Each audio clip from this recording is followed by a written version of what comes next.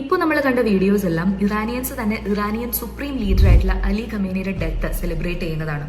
നീണ്ട 45 വർഷങ്ങൾ, അതിൽ 36 വർഷം സുപ്രീം ലീഡറായിട്ടും 8 വർഷം ഇറാന്റെ പ്രസിഡന്റ് ആയിട്ടും സെർവ് ചെയ്തിട്ടുള്ള അലി ഖമേനിയുടെ ഡെത്ത് ഇറാനിയൻസ് സെലിബ്രേറ്റ് ചെയ്യുകയാണെങ്കിൽ ദാറ്റ് ഷോസ് ഏത് തരത്തിലുള്ള ഒരു ലീഡർ ആയിരുന്നു അലി ഖമേനി എന്നുള്ളത്.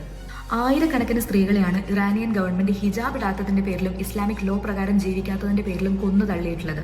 ഇതൊക്കെ കേട്ടിട്ടും അറിഞ്ഞിട്ടും എങ്ങനെയാണ് നിങ്ങൾക്ക് ഇറാനിയൻ ഗവൺമെന്റിനെ അല്ലെങ്കിൽ അലി ഖമേനി പോലെയുള്ള ഒരു ലീഡറിനെ നിങ്ങൾക്ക് സപ്പോർട്ട് ചെയ്യാനായിട്ട് സാധിക്കുന്നത്? ഇവിടെയുള്ള മെയിൻ സ്ട്രീം മാധ്യമങ്ങളോ ഇൻഫ്ലുവൻസേഴ്സോ കോണ്ടന്റ് ക്രിയേറ്റേഴ്സോ ക്വസ്റ്റ്യൻ ചെയ്യാത്തൊരു കാര്യമാണ് ഈ സപ്പോർട്ടേഴ്സിന്റെ double standard. Israel Palestine attack ചെയ്തപ്പോൾ പാലസ്തീനിയൻസിന്റെ ഒപ്പം നിന്ന ഈ ആളുകൾക്ക് എന്തുകൊണ്ട് ഇറാനിലെ ഇറാനിയൻസിനെ സപ്പോർട്ട് ചെയ്യാനായിട്ട് സാധിക്കുന്നില്ല? ഈ അലി ഖമേനിയുടെ ലീഡർഷിപ്പിന്റെ അണ്ടറിൽ ഈ സാധാരണ ജനങ്ങൾ ഒരുപാട് സഫർ ചെയ്തിട്ടുണ്ട്. ആ സഫറിങ്ങിൽ നിന്നുള്ള ഒരു മോചനം എന്ന രീതിയിലാണ് ഇന്നലെ അലി ഖമേനിയുടെ മരണവാർത്ത കേട്ടപ്പോൾ ആളുകൾ സെലിബ്രേറ്റ് ചെയ്തത്.